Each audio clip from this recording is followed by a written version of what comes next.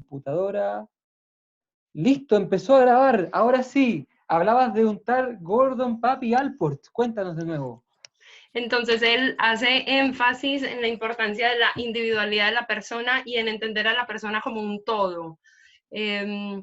Por esto, más adelante se va a ver en el texto de dónde sale con todas estas ideas, por haber conocido a Freud, por todos sus estudios. Y entonces lo lleva a postular 4 criterios que son adecuados para una teoría de la personalidad según sus criterios. Y esto es lo que nosotros vamos a exponer en este momento, esos 4 criterios. Ok, adelante.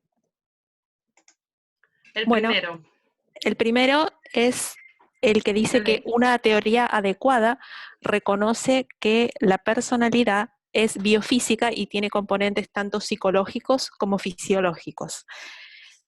Allport decía que la personalidad es más que un constructo hipotético. La realidad es, o sea, la personalidad existe realmente dentro de la persona. Y no puede explicarse en términos de situaciones o de lo que alguien más dice que la persona es. Esto es contrario totalmente al enfoque conductual, que solamente se basa en estímulos y respuestas que son observables y omite por completo todo lo que son los procesos internos del individuo. Súper. El siguiente criterio considera la motivación como un hecho normal de la estructura y la función presente de la persona, no como un simple resultado de fuerzas anteriores. Acá Gordon Allport lo que hace es, trata la motivación como un motor de la conducta y también como una especie de distanciamiento entre lo psicoanalítico de la motivación, que no es solamente un producto de fuerzas pasadas, de hechos pasados que generan una motivación en el presente, ni tampoco como la motivación producto del ambiente y de los estímulos a los que se enfrenta la persona, sino que es parte de la estructura personal y que también, como parte de esta estructura y sus funciones presentes, la motivación puede ser dinámica, puede ser también en relación a la conducta y una interacción entre esas dos cosas. En este caso, ¿tú dirías que Allport es internalista o situacionista? No, en ninguna de las dos. Yo creo que él considera que la motivación es parte de la persona internalista en ese sentido, pero tampoco se casa totalmente con el internalismo. Habían 3 internalismos, ¿se acuerdan? Sí. Uno que era dinámico, otro estructural y otro biológico. ¿Cuál es una más que está Allport con esto que acaban de decir ustedes? Era más dinámico. Él creía que la personalidad no solamente ¿Estás segura? era reactiva, sino que también era activa. ¿Segura? Es que también puede ser estructural porque es parte de la estructura de la persona. Sí, porque la personalidad es biofísica. Tanto biofísico como psicológico y fisiológico. Sí, no, yo creo, entiendo lo que tú quieres decir con que él incluye los dinamismos, o sea, el tema dinámico, pero en realidad los autores del internalismo dinámico son más bien los psicoanalistas, ¿eh? Claro. Sí, En general. Justamente el padre de la idea de tener alguna cosa estructural dentro de la persona es Allport. Es como el papá es como el papi, el verdadero papi, el verdadero. No adoptivo, el verdadero papi del internalismo estructural.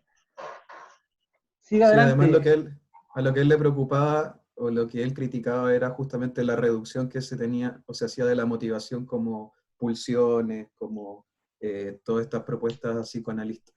Claro, eso es lo que él lo critica duramente, porque dice que en el fondo es parcial, es como que reduce al ser humano solamente a esos automatismos.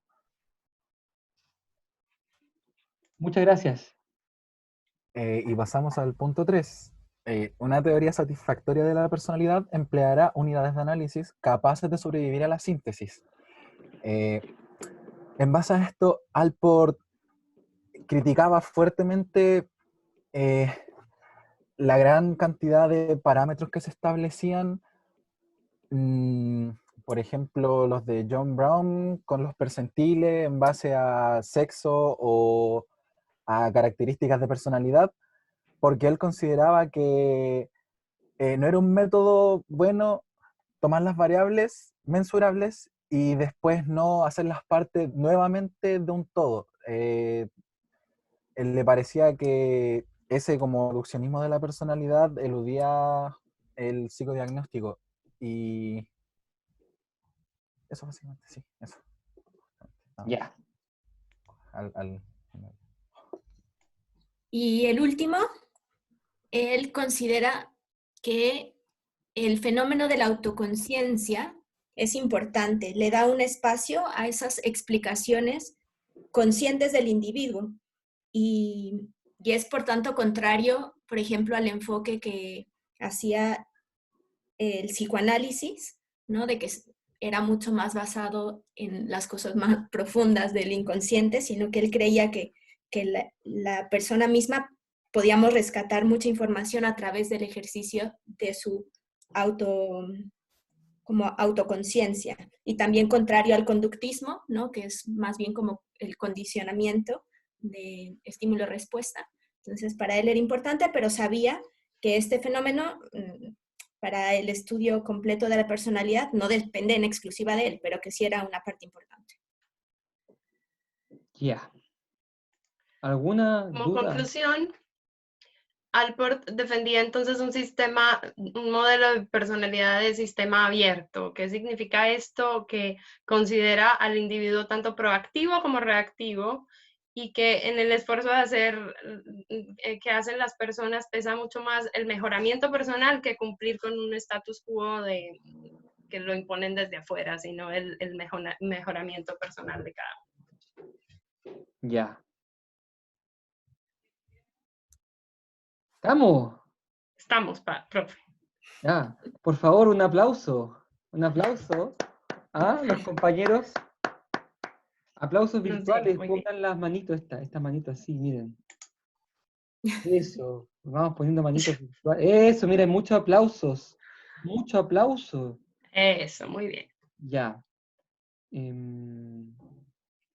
Oye, muchas gracias. Ha sido una presentación muy clara, los puntos muy claritos, la explicación apropiada.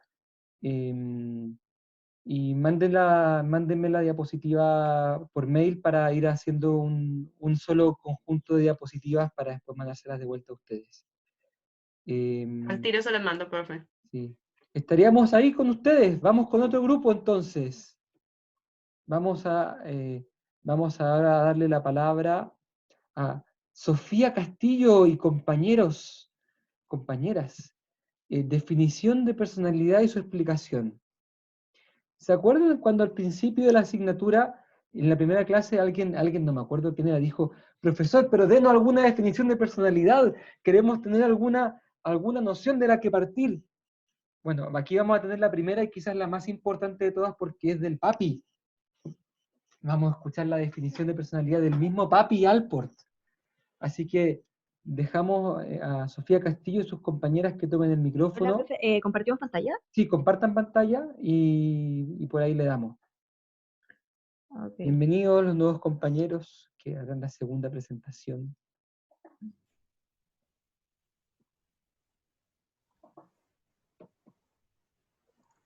Ya. Qué linda imagen para partir. Ya tienen un 7, siguiente. Ya. Entonces, el grupo comienza en 3, 2, 1. Acción. Ya. Nosotros vamos a hablar de la definición de personalidad de Allport y su explicación. Primero vamos a aclarar los criterios que ocupó para definir personalidad. El primero de estos fue el de organización dinámica, que refiere a que la personalidad es un todo que a su vez, bueno, está organizado y está en constante cambio, que eso es lo que la hace ser dinámica. Y justamente por esto de que está en constante cambio, podría significar que la personalidad se autorregula a lo largo del tiempo. A ver, Celeste, si nos puede orientar. Suena muy bonito esta organización dinámica como una especie de organismo vivo en crecimiento, que nunca es el mismo, que va cambiando, que se va retroalimentando. ¿A qué tipo de... a qué crees tú que se opone? O sea, esta definición hace con qué otras definiciones puede hacer contrapunto. Con la conductista. Ya, a ver, ¿por qué? Los conductistas plantean que la personalidad es fija, pero también que está sujeta. Los cambios en la personalidad se podrían ver como en base al condicionamiento, no a un cambio en la personalidad en sí. No ven la personalidad como algo en sí mismo. Claro. ¿Y con dinámica a qué se opondrá? Cuando habla de organización dinámica, ¿a qué tipo de organización podría oponerse? ¿Qué es lo contrario? Dinámico. Lo estático, lo que se Claro. queda ahí. Sí. Claro, Allport se opone a la idea de que la personalidad es una organización estática, algo que está dado de una vez y para siempre, que no se puede cambiar, que no evoluciona ni nada, ¿cierto? Sí. Ya. Adelante. Ya, como segundo punto tenemos la cita dentro del individuo, y esto alude a que el concepto de personalidad en sí es algo real. No puede ser como un constructo, que podemos decir así, un constructo social, como los roles de género que se crean en base a opiniones. Se descarta, ya que Allport plantea de que la personalidad tiene componentes fisiológicos tanto como psicológicos. Entonces, en sí un concepto biofísico. Entonces tiene una existencia real dentro de nosotros. Perfecto. Voy a acotar aquí algo. Allport es de los pocos autores que va a afirmar algo así tan radical como que la personalidad es algo que está ahí dentro. ¿Se acuerdan cuando hablábamos de las 4 grandes problemas de la psicología de la personalidad? Una era esta, si es que los rasgos son biosociales o biofísicos, o sea, si la personalidad es algo que realmente existe, o si es como una manera de decir, una manera como de explicar, pero que en realidad es solamente eso, una manera de decir sin que tenga una existencia real. Allport es, sin duda, el autor más importante en afirmar que la personalidad es algo que está allí en la persona. Adelante, estudios. Ya. El tercer aspecto es el tema de los sistemas psicofísicos, que habla de que la personalidad no es un tema solamente mental ni psicológico, sino que tiene mucho que ver con la parte más corpórea y biológica de la persona, que en sí se va desarrollando también por los procesos físicos y químicos que tienen las glándulas y el sistema nervioso. Ya, ¿qué te parece a ti esto? Que él sostenga que sea psicofísico, que no es ni psíquico ni físico solo, sino que psicofísico. ¿Qué te parece a ti eso? O sea, a mí me hace mucho sentido en verdad, porque en base a las clases de neuro siento que tiene mucha relación el tema hormonal con las partes en cuanto a conducta, entonces siento que sí tiene mucho sentido. Perfecto. Bueno, con esto Allport de alguna manera, uno podría pensar, se opone a los biológicos y se opone a los psicologistas. En realidad la gracia es que Allport los unifica. Es como que él dice, no hay que elegir entre lo biológico y lo psicológico. No hay que optar como si fuesen dos cosas como este o este. Para Allport es este y este.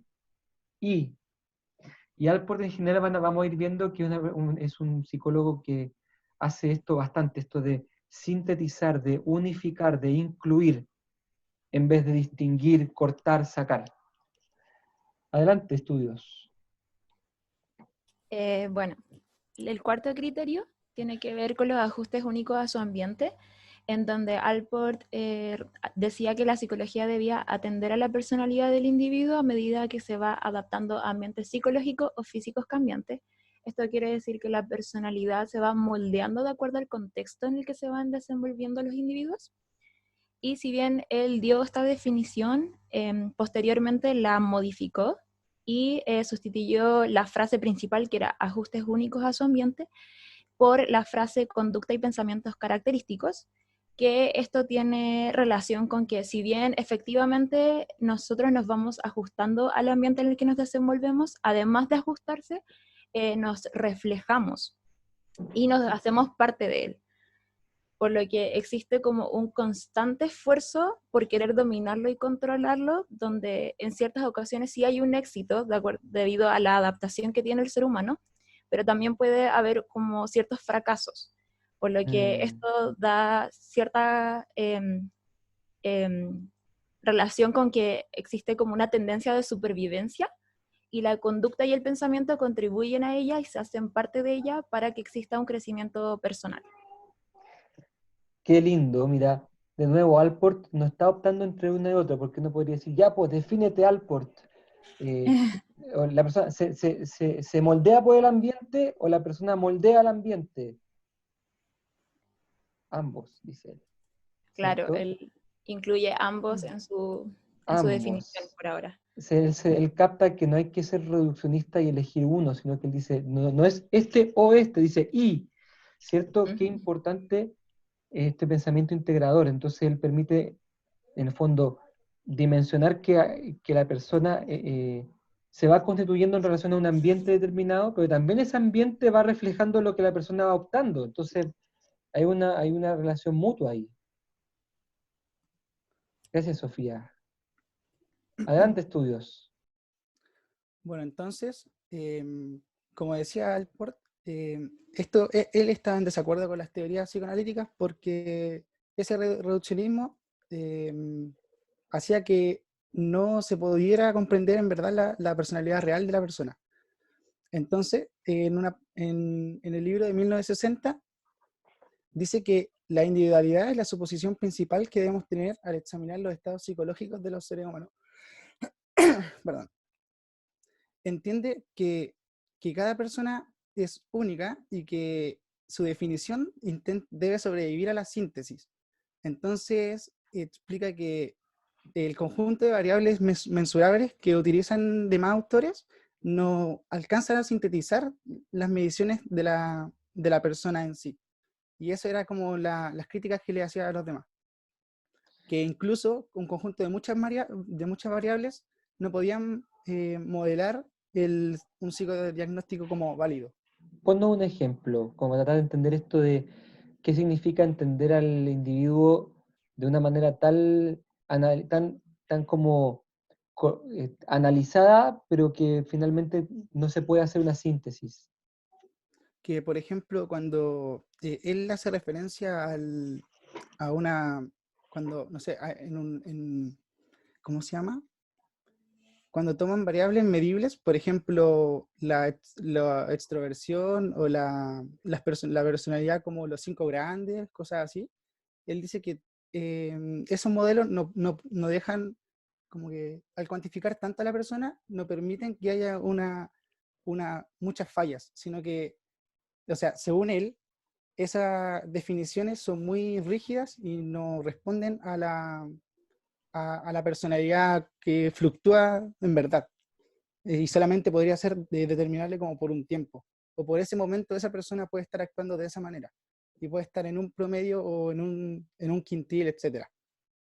Ya. Pero no definen en verdad a la persona como es, ella. Entiendo. Por lo tanto, necesita... por eso también él le preguntaba a la persona cómo se podía sentir o cómo ella se comprende, a la vez que podía hacer estudio aparte, como juntaba el objetivo con lo subjetivo. Ya. Y al final de todo eso, dice que eso, no puede explicarse la personalidad como términos situacionales, y que en verdad la persona es un conjunto mucho más complejo de lo que se entiende, de cómo lo entienden los demás. Súper. Bien. Y eso. Bien.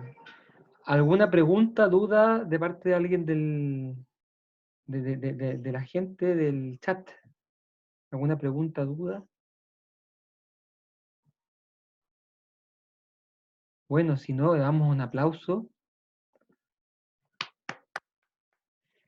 Gracias por la explicación, por las diapositivas. Mándenmelas también para agregarlas. Muy bonita presentación, ¿eh? Quizás esa diapositiva donde ustedes ponían la definición de personalidad, podrían resaltar en negrito por la definición de Allport, porque ahí aparece como parte del texto, pero esto de organización, dinámica, etcétera, etcétera, etcétera, esto yo les aconsejo, grábense este momento en su mente, queridos alumnos. Esta definición de personalidad de Allport, la que acaban de explicar sus compañeros, tenemos que aprenderla de memoria. La personalidad como organización dinámica de sistemas psicofísicos que se adapta al ambiente. Todo eso tenemos que aprenderlo completamente de memoria. De hecho, aquí hay una alumna que dice que esta pregunta se va a hacer en el examen.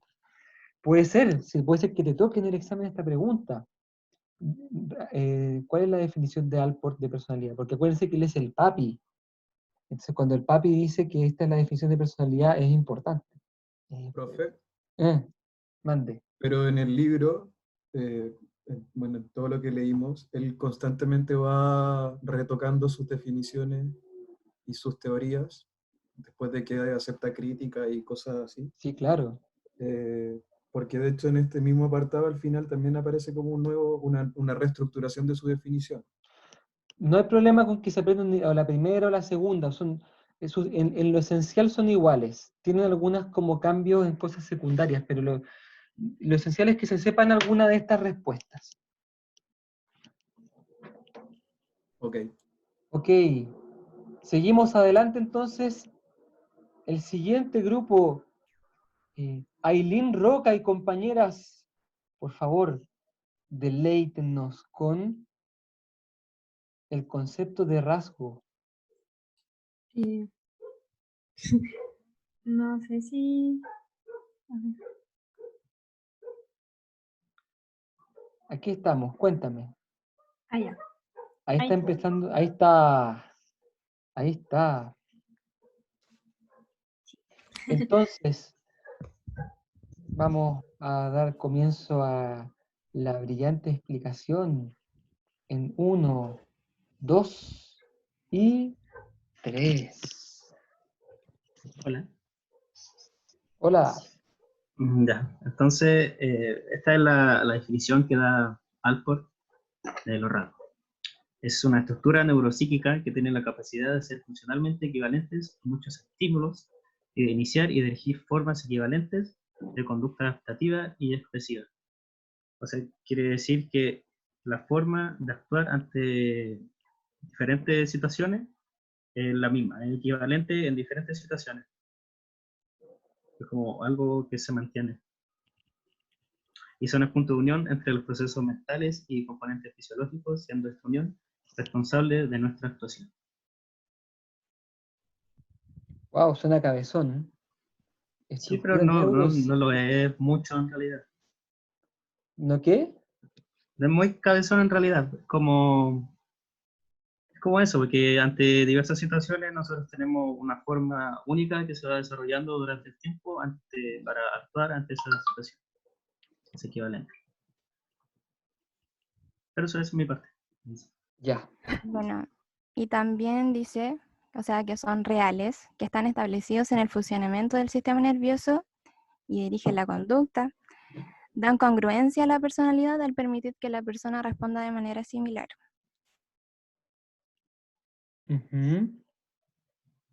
También los rasgos son complejos y duraderos y responden según las situaciones ambientales específicas, según cada individuo, y están constituidos dentro de la personalidad, lo cual es una combinación de cosas físicas innatas y también en cuanto a los hábitos ambientales adquiridos. Ya.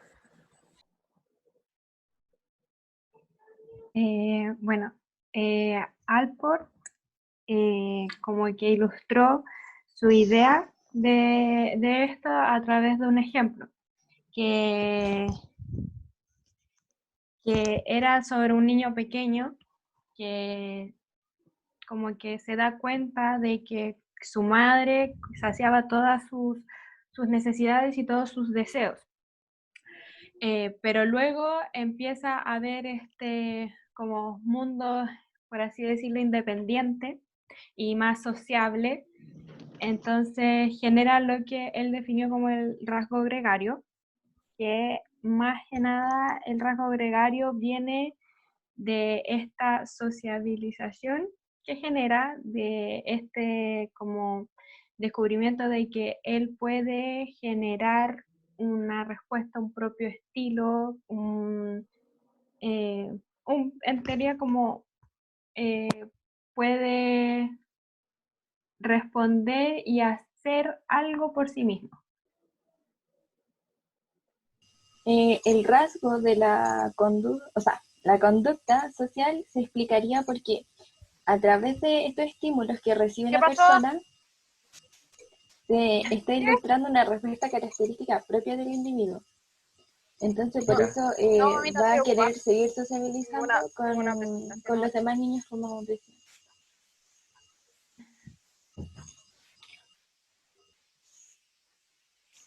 Ya. A ver si podemos. Por algún motivo me cuesta más entender esta materia del rasgo. Tratemos, a ver si nos pueden explicar en qué consiste este cuadro que estamos viendo. Sí, el rasgo que se está viendo es una, o sea, Alport lo hizo para conceptualizar. ¿Qué significa gregario? Gregario, por lo que tengo entendido, es como sociable, es como... Ya, estamos aquí frente a una persona que tiene un rasgo que es sociable. O sea, Sí, que es un rasgo, claro, rasgo gregario quiere decir que es como un rasgo sociable, que esto es solo el rasgo sociable de una persona. Ya. Perfecto. Y este rasgo, ya la persona es sociable. Y ahí, ¿este cuadro qué significa? Este cuadro significa que dependiendo del estímulo, en este caso la situación que vive, que puede pasar el niño, va a generar una respuesta como específica para ese tipo de estímulo. Por ejemplo, el ir al teatro la respuesta que generará la persona va a ser invitar a los amigos. Que ir a la iglesia va a generar una lealtad e interés por como ir a la iglesia, no sé si me explica. Y así con los otros, o sea, escribir la carta, compartir confidencias, y las reuniones familiares sería hacer que los demás se sientan cómodos. La respuesta es el cómo la persona, valga la redundancia, responde o se comporta ante los estímulos. Entonces lo conceptualizó en decir que este rasgo gregario tiene ciertos estímulos que tienen una respuesta como específica. Ya. Si tuviéramos que mirar en general, ¿qué es lo importante que hay que saber sobre lo que es un rasgo para Alport? Quiero preguntar así a la rápida. Bueno, ¿y qué onda Alport con los rasgos? ¿Qué me dirían? Son únicos para cada individuo y que lo van desarrollando. Váyanse a la primera lámina, a ver.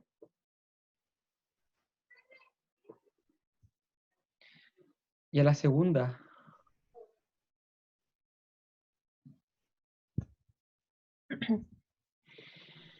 No sé si son tan únicos para cada individuo.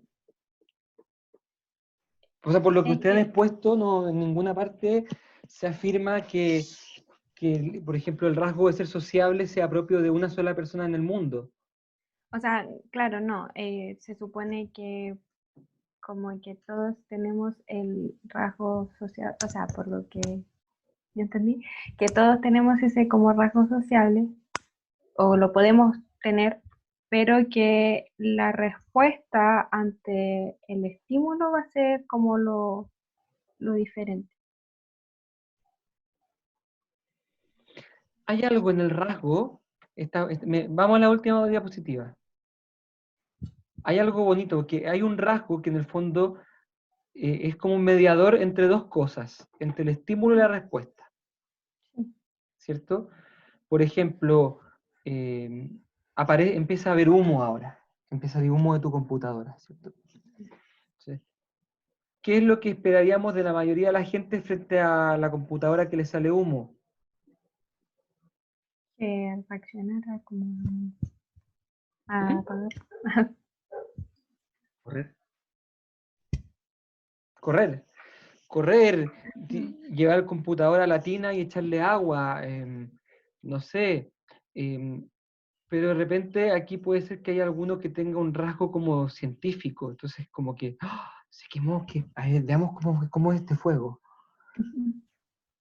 Entonces fíjense que el rasgo como de interés científico puede hacer que el mismo estímulo que para otro significa una cosa, para ti significa otra y te lleva a otra respuesta.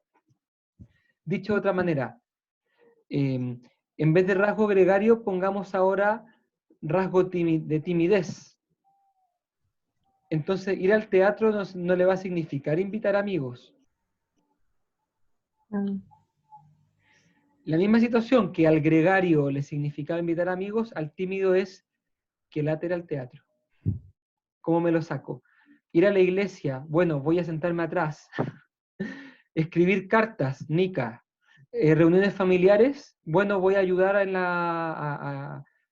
tenía un paciente yo que tenía tanta timidez que prefería en las reuniones familiares ser el que como que ayudaba con llevar las cosas a la cocina y traerlas que sentarse a conversar. Entonces fíjense que el mismo estímulo, el rasgo lo transforma en algo distinto.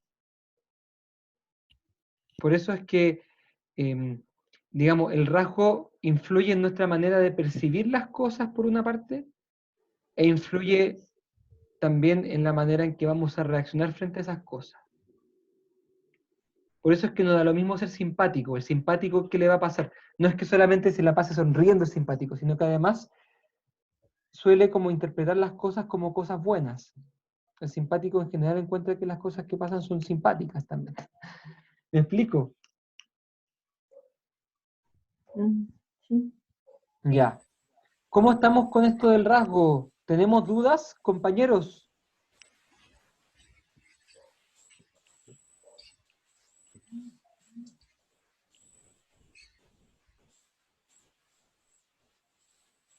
Ya. Bien, estimado, muchas gracias. Aplausos. Manitos, por favor, manitos. ¿Dónde están Ay, las no sé manitos de cómo se todos? saca esto. Trata de sacarlo. No, qué terrible. Donde mismo estaba esto de compartir pantalla, aprieta Ahí de nuevo. Ahí está. Ahí sacaste. Ya. Muchas gracias, grupo 3. Vamos ahora con Isabela Aguayo y compañía, que nos van a presentar los rasgos cardinales, centrales y secundarios. Ustedes me mandaron unas diapositivas, pero si quieren presentarlas por acá, bienvenidos.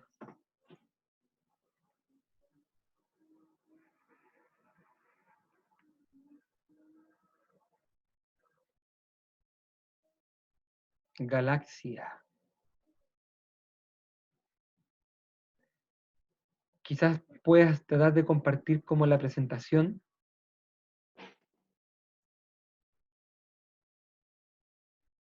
Perdón, me refería como en el PowerPoint, abajo hay una opción que es para compartir como diapositiva.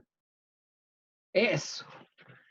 Bien, entonces, en 3, 2, 1, acción. Ya, buenas tardes a todos, ¿se escucha? Perfecto, gracias Isabela. Ya, nosotras vamos a hablar de los rasgos cardinales, centrales y secundarios. Ya. Gordon Allport fue un psicólogo que se especializó en el campo de la personalidad y dentro de las ideas principales que él va a postular va a ser que la personalidad puede entenderse como un sistema compuesto por los rasgos. Y los rasgos son los que van a predisponer la conducta de las personas en base a formas específicas de comportamiento que aquellas hagan, y estas formas de comportamiento se van a dar en ciertas circunstancias o situaciones específicas. Y dado esto, Allport va como a dividir o establecer que los rasgos, existen rasgos más importantes que otros y otros que son menos importantes, por los que los va a subdividir en 3 categorías. Los primeros van a ser los rasgos cardinales, y después los rasgos centrales y los rasgos secundarios. Ya, hay como una jerarquía allí. Sí, los rasgos cardinales son rasgos particulares donde todos los demás rasgos quedan exentos. Es decir, las personas tienen una personalidad sumamente concentrada. Un ejemplo de esto es alguien muy tolerante que lo demuestra todo el tiempo, o una persona tan egoísta que prácticamente todos sus gestos lo revelan. Los rasgos centrales son los que se ven más comunes en las personas, son más fáciles de observar y representan pautas de comportamiento, pero no siempre se dejan ver a todas las personas, es decir, no siempre es evidente. Por ejemplo, una persona cuando es violenta no se va a mostrar violenta todo el tiempo, sino que en ciertas situaciones de rabia va a botar o tirar cosas, este rasgo va a resaltar. Los rasgos secundarios son atributos que no constituyen a una parte fundamental de la personalidad, pero están presentes en ciertos momentos. Un ejemplo de ello sería como una mujer que es muy callada, pero si en el transporte público un hombre la toca ofensivamente, ella le gritaría o lo insultaría.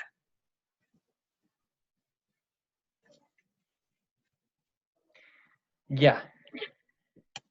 Ya, profe, y concluyendo con esto, aunque para Allport parece una jerarquización como él empieza a ordenar los rasgos, no siempre se va a dar de esta manera, porque en sí no dependen del rasgo, sino la importancia que tiene el rasgo dentro de la personalidad de la persona.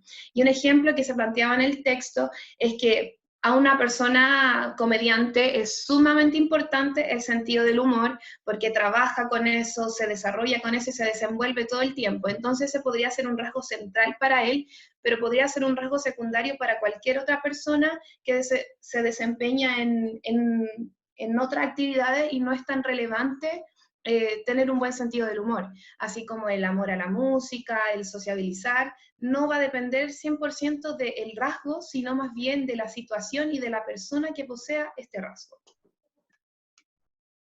Ya, perfecto. Me gusta mucho más la explicación que han dado hablando que los ejemplos que escribieron aquí en la diapositiva. Porque, por ejemplo, el ejemplo que tienen aquí en rasgo secundario no es el ejemplo de un rasgo, sino que es el ejemplo de una conducta. Atención, aquí tenemos que distinguir. Conducta y rasgo son cosas distintas. Los rasgos suelen llevar a conductas. No siempre. Pero digamos que no confundamos rasgos con conducta. De hecho, un rasgo puede ser que no se exprese. Por ejemplo, alguien puede ser muy teatral, pero tiene pocas ocasiones de ser teatral. Es teatral 2 veces a la semana, por ejemplo. Porque esas 2 veces a la semana se reúne con amigos, no sé. Pero no es que deje de ser teatral el resto del tiempo. Lo que quiero decir es que el ejemplo ustedes ponen aquí en rasgo secundario el ejemplo de una conducta. Denme otro ejemplo. Algún ejemplo de un rasgo secundario, que no sea una conducta, sino que un rasgo. A ver. Sería como, ¿cómo se llama esto? Gusto en la comida o en el tipo de música que la persona pueda escuchar. Ya. A ver, Nicole, si nos quieres compartir algún rasgo secundario tuyo, algún gusto tuyo de música, de comida. Bueno, música, me gusta, soy bien extremista porque me gusta entre lo romántico y lo más rockero como tirado a metal. Ya, tú estás como con Juanes. Así como que entre el rojo... La camisa negra. Ya, ese puede ser algo. Un rasgo secundario tuyo tiene que ver con algún gusto que es estable. Lo importante es que para que sea rasgo tiene que ser estable, ¿cierto? Sí. No basta con que una vez hayas escuchado rock y te haya gustado, tiene que ser una cosa más constante, ¿cierto? En cambio, mira, y aquí atención para todos porque aquí quiero yo meter un poquito más la cuña. El rasgo secundario es más fácil, lo más fácil es oponerlo al rasgo central, ¿cierto? Un rasgo secundario puede ser que me gusta el golf, que me gusta el McDonald's, que me gusta Alejandro Sanz, ya. Pero rasgos centrales que es algo mucho más relevante a nivel de mi estructura. Por ejemplo, que soy extrovertido. O que soy sincero, por ejemplo, pueden ser rasgos centrales. Fíjense que la diferencia con el secundario es que el secundario explica una pequeña porción de mis actos. O sea, yo cuando escucho música escucho a Alejandro Sanz, pero nada más. En cambio, el ser sincero, el ser extrovertido, digamos, es como un rasgo que se ve en casi todo lo que yo hago. ¿Me explico hasta acá? Lo más fácil, en el fondo, es distinguir el rasgo central del secundario. ¿Vamos con eso? ¿Hasta ahí claro? Sí. Ya. Lo difícil es el rasgo cardinal. Las compañeras lo explicaron bien, pero creo que puede ser confundible. Rasgo cardinal es algo que se da en muy pocas personas y que es, de alguna manera, la posesión de un rasgo central, pero en el estado más puro y sublime y grande posible. Por ejemplo, yo soy extrovertido, pero no soy el ejemplo de persona extrovertida.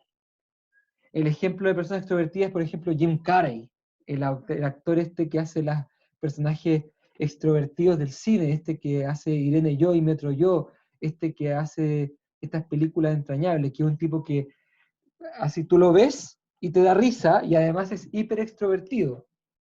¿Me ubican? ¿Entienden el autor que digo?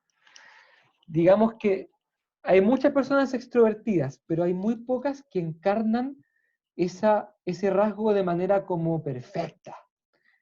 Lo mismo, por ejemplo, con la empatía. Ser empático es un rasgo central que quizás todos tenemos, pero quien ha llevado la empatía a grados así como sublimes es, por ejemplo, la Madre Teresa de Calcuta, que uno dice, ya, ese es como una especie de arquetipo encarnado de empatía. Entonces, como consecuencia de lo que digo, rasgos cardinales lo tenemos muy pocas personas. Solamente personas, por ejemplo, podemos hablar del Padre Hurtado, que tú decís como ser solidario, ya, el Padre Hurtado, ahí está como el paradigma de solidaridad, alguien que se levantaba a las 5 de la mañana antes de su pega para llevar en la camioneta verde a la gente que estaba en la calle y después llevarla a un lugar que él mismo armó consiguiendo y después en la tarde iba a hacer sus cosas y en la noche iba a verlos para ver cómo estaban. Ya, ese es un ejemplo cardinal de solidaridad. Entonces, bueno, aquí una compañera está hablando de Hitler con la tiranía, otro ejemplo cardinal, ¿cierto? Si pensamos en tiranía, pensamos en Hitler y quizás en otros dictadores, ¿cierto?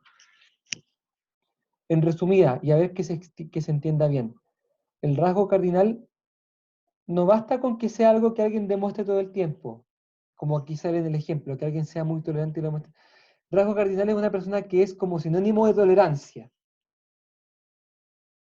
Es casi un arquetipo de tolerancia. Esa persona tiene rasgo cardinal de tolerancia.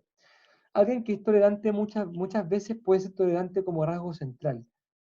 Pero alguien tiene que ser como, para que sea cardinal, tiene que ser el ejemplo máximo de tal rasgo. ¿Me explico? Esto es súper importante para que no se confundan. Yo en la prueba les voy a preguntar esto. Les voy a preguntar. Y el que pensó que rasgo cardinal es que era como lo dominante en la persona se va a equivocar. Rasgo cardinal no es el rasgo dominante en la persona, es un rasgo que se presenta en estado casi puro, arquetípico en alguien. Es el rasgo por antonomasia, es el solidario por antonomasia. Adelante. Es una persona que tiene prácticamente un rasgo único. Y ese rasgo único es como el que le da dominancia a todo lo que hace en su vida. Aunque también puede ser medio reduccionista lo que digo, porque el padre Hurtado, por ejemplo, sin duda tiene el rasgo cardinal de ser solidario, pero también tiene muchas otras dimensiones que muy apasionantes. Por ejemplo, fue el primer doctor, la primera persona chilena en estudiar un doctorado en educación. Fue un gran docente, fue un apasionado formador de jóvenes, fue un sacerdote admiradísimo que tenía unas prédicas maravillosas, que encarnaba, digamos, también él tiene el rasgo cardinal de la coherencia entre lo que él decía y lo que hacía. Además era muy buen escritor. Entonces quizás rasgo cardinal no es que se agote la persona en ello, pero sí que lleva el rasgo como a su culmine de pureza. ¿Ok? Es alguien que tú lo ves y rápidamente dices, este es voy a decir una cosa, puede ser ofensiva, pero este es el guatón simpático. Perdón la palabra, pero es que uno siempre uno sabe que no es que porque sea guatón, ¿cierto? Pero uno siempre conoce al guatón simpático, que es el guatón simpático. Tú sabes lo que el guatón simpático va a hacer cuando entra a la U, lo que va a hacer cuando vayamos a un asado, sabes lo que va a hacer cuando vaya al cine, cómo se come las cabritas y suena mientras come, tú lo sabes ya. Ahí tienes un rasgo dominante que puede ser cardinal en algún caso. Es casi que una caricatura de persona, un arquetipo de persona. ¿Estamos claritos? Sí, profe, Mande. igual este rasgo cardinal se tiene que como conocer a la persona de que esta es como una parte de un rasgo que se repite mucho, porque no puedo decir así como verlo primeramente y decir, este es como el gordito simpático, pero puede tomarse más como juicio, como antes de ver si realmente esa es el rasgo que lo caracteriza. Sí, claro, tienes razón. El rasgo cardinal no es que, o sea, se puede advertir pronto, pero no se trata de, no estamos hablando de los prejuicios acá. Es otra temática. Bien, muchas gracias. Le damos aplauso a los compañeros y compañeras. Gracias por la presentación. Y seguimos adelante, mucho ánimo. Ya llevamos la mitad de las presentaciones. Vamos con Teresa Mesa y compañeras y los rasgos comunes y propios. Adelante, estudios.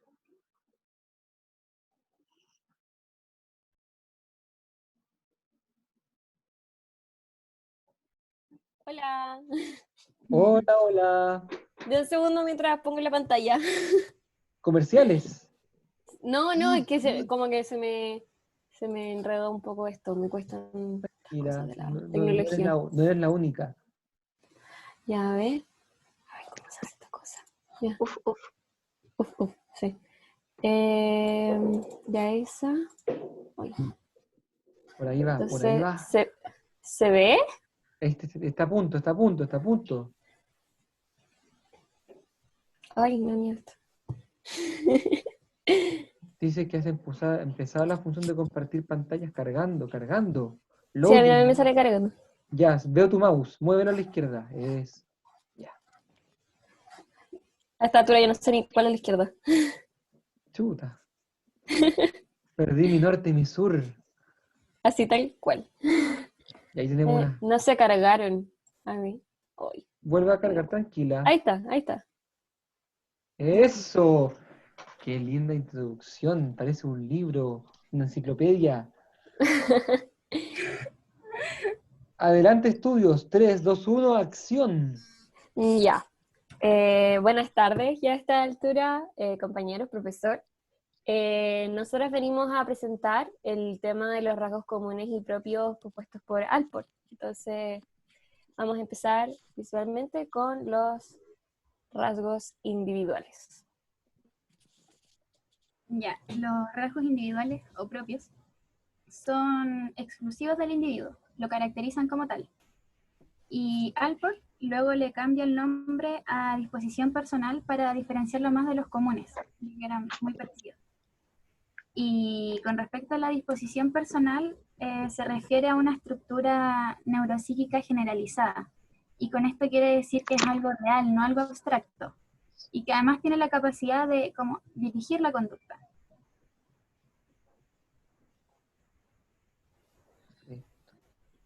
Ya. Por otro lado, están los rasgos comunes, que son los que Allport entiende como algunas pautas de conducta compartidas por los individuos. Y con esto quiere decir que existen conductas generales que están presentes en varias personas, pero tal como dijo mi compañera anteriormente, son expresadas de forma individual y distintiva en cada persona.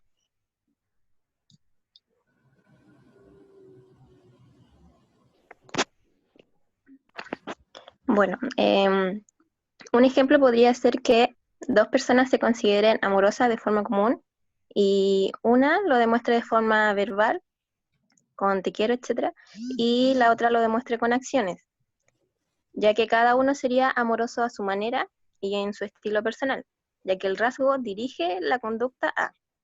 Podríamos cambiar esto por que dos personas se consideren amorosas, pero una tenga como el gusto y la preferencia de demostrarlo más por los animales, porque le gustan más los animales, los quiere, etc.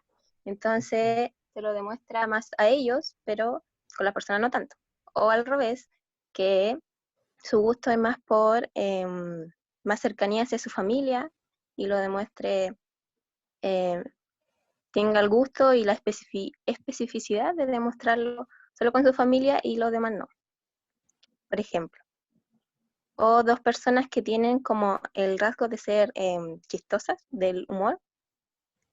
Sin embargo, una tenga el gusto por el humor negro y otra sea como más blanco y puro, por decirlo así. Ambos son comúnmente chistosas, pero su rasgo individual y el gusto lo hace diferenciarse entre sí.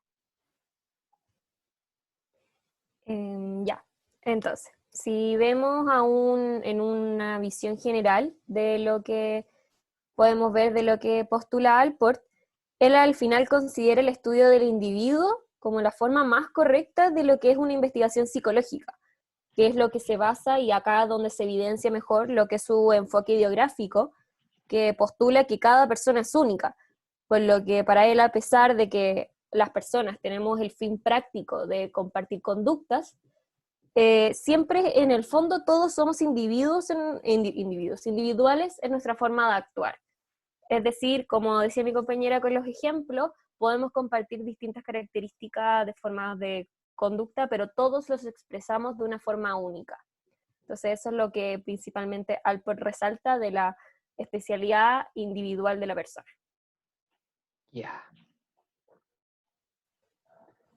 Voy a hacerle una pregunta complicada. Me encanta hacer estas preguntas. No. La amabilidad, ¿es un rasgo individual o común?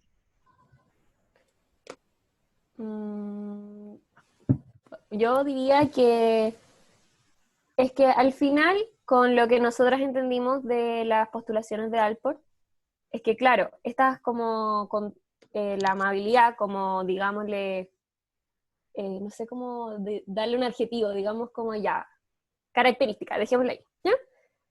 Más que nombrarlo como individual o común, se podría decir que son ambos, al final, porque todos tenemos grados de amabilidad, en el sentido de que una persona puede ser mucho más amable que otra, considerada más amable que otra, o tienen, como dijo mi compañera con el ejemplo del cariño o del humor, al final ambos cumplen con el parámetro de la amabilidad, pero lo expresan de forma distinta. Es decir, por ejemplo, una persona puede ser amable al ayudar a, no sé, un viejito a cruzar la calle, mientras que el otro puede ser amable al, no sé, darte tu espacio en un momento que estés muy estresado y necesites un espacio para desenvolverte tú solo, diga, ¿sabes qué? Yo te respeto, me voy a mantener al margen y al final estoy expresando una amabilidad por tus sentimientos. Entonces son distintas formas de expresar el concepto, la característica de la amabilidad, entonces al final, claro, vendrían siendo ambos de una cierta forma, pero la especificidad de cada uno se representa de forma individual. Sí, como en síntesis, dos personas no pueden ser exactamente igual de amables, siempre presentan algunas diferencias individuales.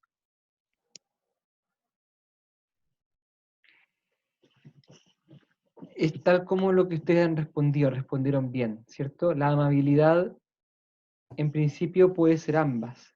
Si es que estamos refiriéndonos a la amabilidad, como comparando grupos de personas amables, estamos hablando de un rasgo común. Pero si queremos usar la amabilidad para entender la forma específica en la que Antonia es amable, entonces estamos hablando de un rasgo individual. Vale decir,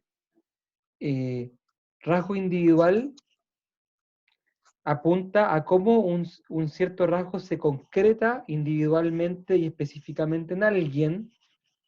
En el fondo no es abstracto. En cambio, el rasgo común siempre es como un rasgo abstracto. Digamos de otra manera, la amabilidad en abstracto es un rasgo común, pero la amabilidad de Antonia es un rasgo individual. ¿Me explico? Sí, perfecto. Siempre que hacemos abstracción y decimos ya, la tiranía es un rasgo común, porque es abstracta. Pero si hablamos de la tiranía de Hitler, ya ese es un rasgo individual. ¿Vamos bien? Sí, profe. Ya, ¿más dudas? ¿Más algo que agregar, grupo? Yo creo que si se entiende estamos súper bien. Felicitaciones, muchas gracias. Me encantaron las diapositivas que usaron. Me gustó que pudieran como usar tantas imágenes para explicar su idea. Yo le aconsejo, por ejemplo, en la diapositiva anterior, ustedes no pusieron definiciones de rasgo individual y común, pusieron imágenes. Ya, Eso está muy bien como presentación. Traten de agregar ahora, ¿me escuchan? Sí, perfecto, profe. Traten de agregar ahora las definiciones en las diapositivas, agreguen más diapositivas para que eso quede como material de estudio. Pero lo que hicieron aquí es lo correcto. Cuando uno presenta, hay que tratar de presentar con poco texto. Hicieron lo correcto, así que muy buena presentación. Lo tuvimos en mente, de hecho. Bien, pregunta aquí una compañera, ¿qué significa abstracto? Abstracto significa abstraigo, ¿cierto? De muchas individualidades abstraigo algo en común. Por ejemplo, que todos ustedes, compañeros, son todos muy capos, son Mateo y son embalados, por ejemplo, como curso. Eso lo abstraí para ver tantas presentaciones buenas como las que llevamos hasta ahora. Seguimos entonces ahora con Danae Lineros, que junto con sus secuaces nos van a hablar de la personalidad madura y saludable. Ya. Hola, profe, ¿se escucha? Perfectamente. Ya, voy a empezar a compartir la pantalla.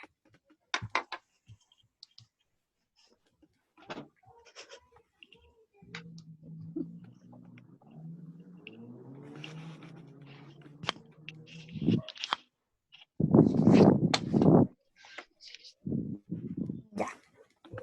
¿Se ve bien ahí? Ahí estamos.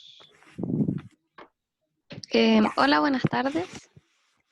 Nosotras vamos a hablar sobre la personalidad madura y saludable que propone Alport.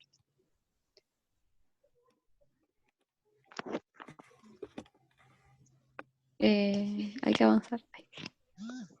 Ya.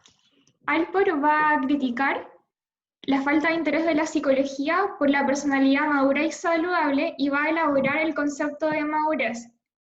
Para Alport, la persona madura es la que tiene la capacidad de postergar ya sea sus necesidades o sus deseos para alcanzar sus metas.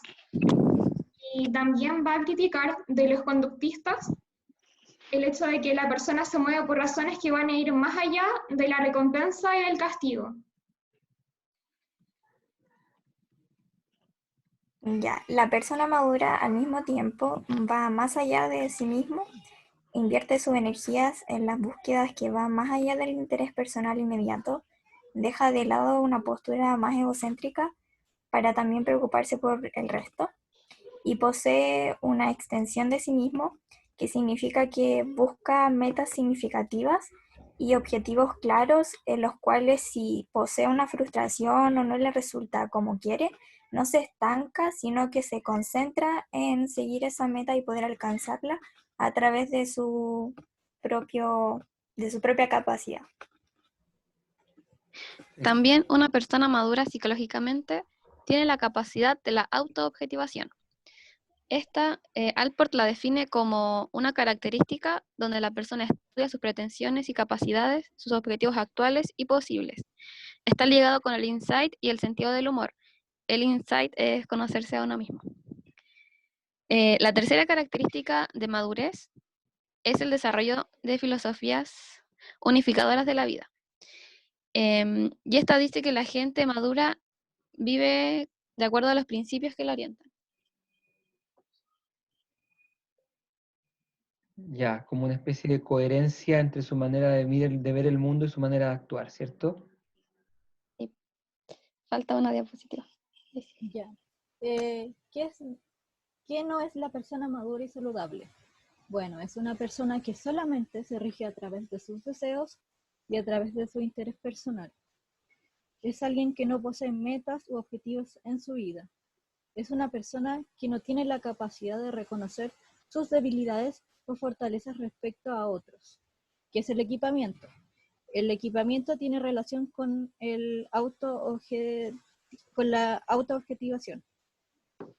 Es alguien que no vive respecto a sus principios o a su filosofía. Esto tiene relación con las filosofías unificadoras que eran el tercer criterio. Y es alguien que no reconoce sus objetivos y opiniones respecto del otro. Eso.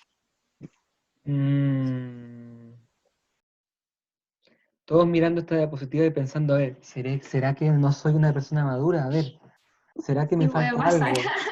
Todos haciendo el checklist, a ver, ¿me pasa esto? No, a mí no. No, yo sí poseo metas y objetivos. Sí, voy bien. ¿Cierto? Todos ahí mirándonos en el espejo de la propuesta de Allport. ¿Algo más que agregar? Bueno, que esto está muy relacionado también con el autoestima, pero que era lo que venía de la parte de abajo del texto, no lo pusimos acá, pero tiene mucho que ver con eso, con el amor propio, con el autoestima, que eso también genera que una persona sea madura y saludable según Allport. También con poder mirar hacia adentro. Y yo creo que también tiene relación con uno mismo, la autoestima, y también con las otras personas, con el compararse con las otras personas. Eso. Ya. ¿Qué les pareció esto que leyeron? ¿Les gustó? ¿Les pareció bien? Me encantó. Sí, me gustó. Sí. ¿Agregarían o quitarían algo?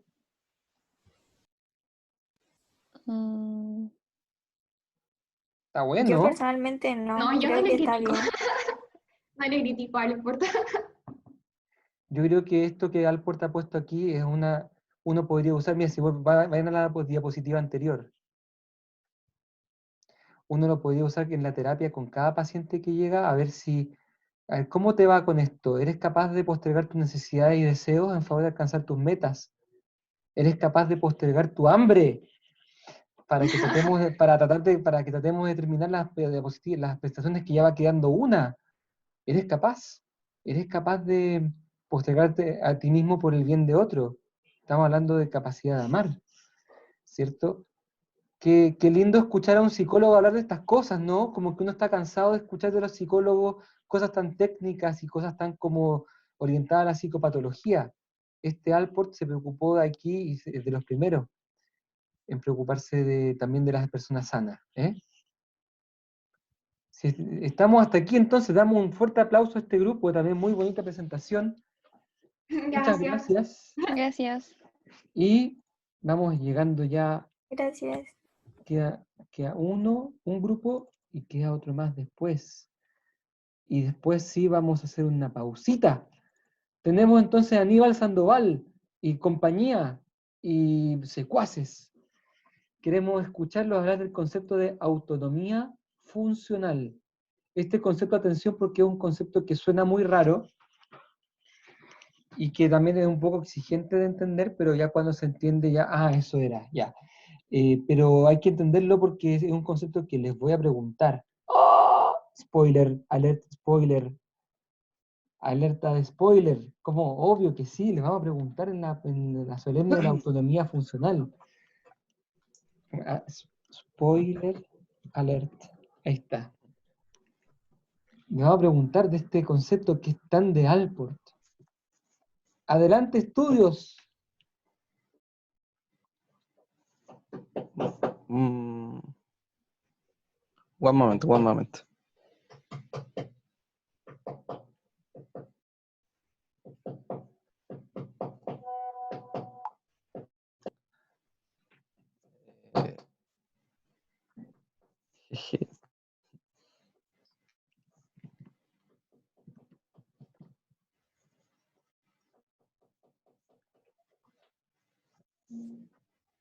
A ver. Ahí está.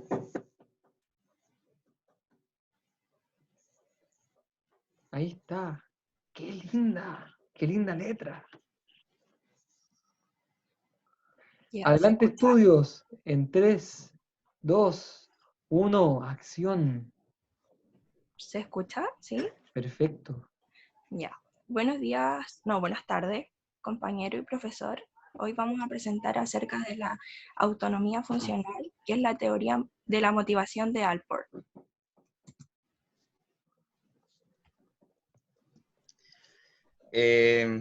Bueno, siguiendo un poco la línea centrada en el individuo y que no toma muy en cuenta las características generales que se habían planteado antiguamente dentro de la psicología, antes de Allport, quiero decir. Bueno, Allport sostiene que las motivaciones y las conductas son de carácter independiente y guardan estrecha relación con los nuevos sentimientos y pensamientos actuales de la persona. Eso es muy importante, énfasis en que son nuevos, que son actuales, que tienen que ver con un pensamiento adulto, maduro, desarrollado. No es lo mismo lo que yo pienso ahora que lo que pensaba yo cuando era chico. Y claro, esto podrá parecer obvio, pero si nos vamos al psicoanálisis, Freud perfectamente nos dice que si yo tengo un problema con algo en específico, seguramente es por algo que me pasó cuando chico. Pero no, y que también seguramente respecto a lo mismo, las motivaciones que yo pueda tener de mayor tengan que ver mucho con eso, pero Allport desecha esto y que tampoco, o sea, lo desecha por completo, igual le toma más o menos el peso al inconsciente o a este tipo de rasgos asociados con la infancia, pero dice que lo primordial es cómo estos pensamientos y sentimientos se van desarrollando, de repente también adaptándose a las distintas situaciones en las que se puede haber envuelto una persona. La autonomía funcional se refiere a cualquier sistema adquirido de motivación en que las tensiones involucradas no son del mismo tipo que las tensiones antecedentes a partir de las cuales se desarrolló el sistema adquirido.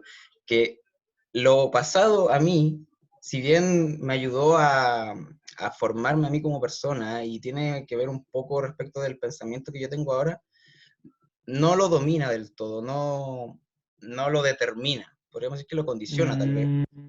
Pero más bien yo soy, ¿cómo decirlo? Se me va la palabra.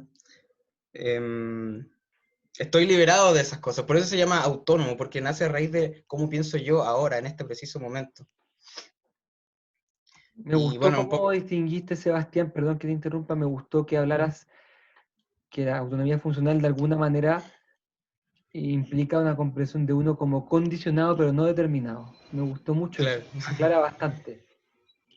Eso mismo. Y un poco también que se menciona en el capítulo, en el libro, lo del efecto Zeigarnik, que se toma como un ejemplo de autonomía funcional, que dice que durante algún experimento los sujetos tenían la capacidad de reanudar de manera voluntaria tareas que habían abandonado inicialmente. Si yo a un sujeto dentro de un experimento en particular le ordeno que desarrolle una tarea, quizás en algún momento él no la cumpla, pero se destaca en este caso que lo siguieron desarrollando la tarea de manera voluntaria. Nadie les tuvo que decir que siguieran haciéndolo, sino que eso surgió a raíz de ellos mismos y de su forma de pensar, y que tiene un poco, bueno, tiene bastante que ver con todo lo que estaba explicando. Súper. Ya, eso.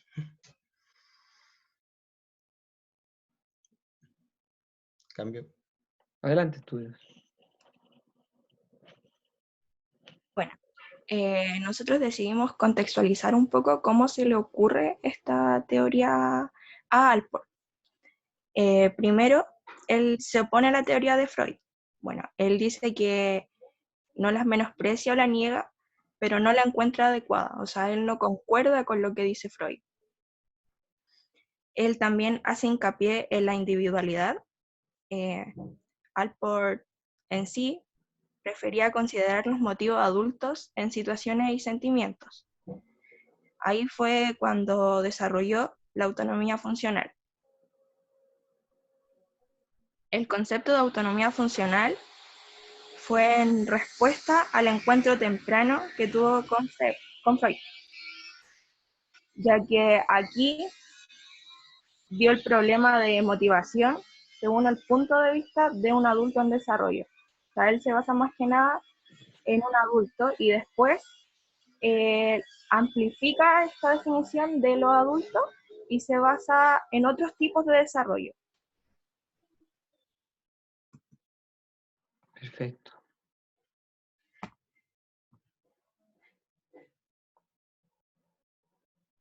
Adelante, estudios.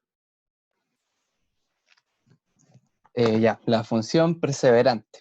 Aquí, Papi Allport, como dice el profe, indica que un motivo se vuelve perseverante o repetitivo al desarrollar raíces en algún proceso bioquímico o neurológico.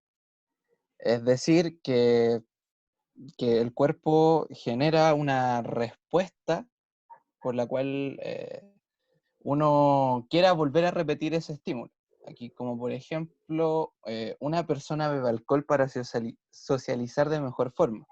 Cuando se repite esta acción en el tiempo, su cuerpo cada vez genera más tolerancia al alcohol hasta llegar al punto de necesitar la sustancia en el cuerpo presentando síntomas por abstinencia. Eso.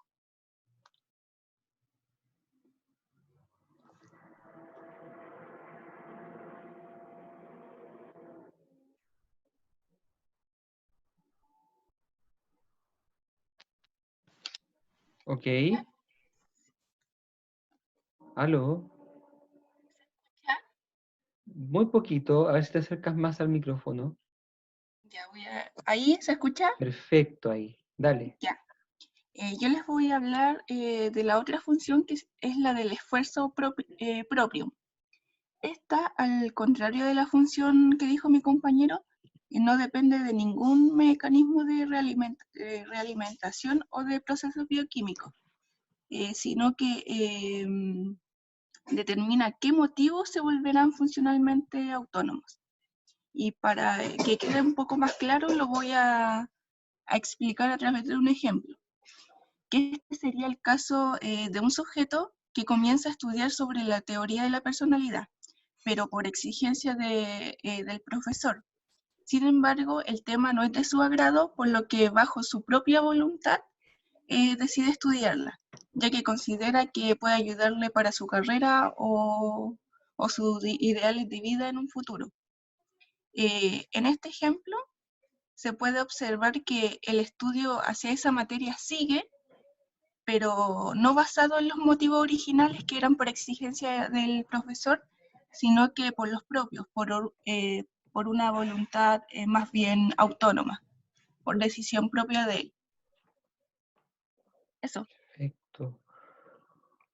Sí. Agregaría una noción, si puedes volver a la diapositiva original, de que la autonomía funcional, es cierto, habla de que nosotros podemos determinarnos nosotros mismos, podemos... Anotar la diapositiva primera de todas, eso. Una más. Esa. De que se pueden encontrar motivaciones nuevas. Lo importante de la autonomía funcional es que estamos hablando de un sistema adquirido. O sea, es una motivación adquirida, es algo nuevo que aparece, como dice aquí, sentimientos y pensamientos nuevos.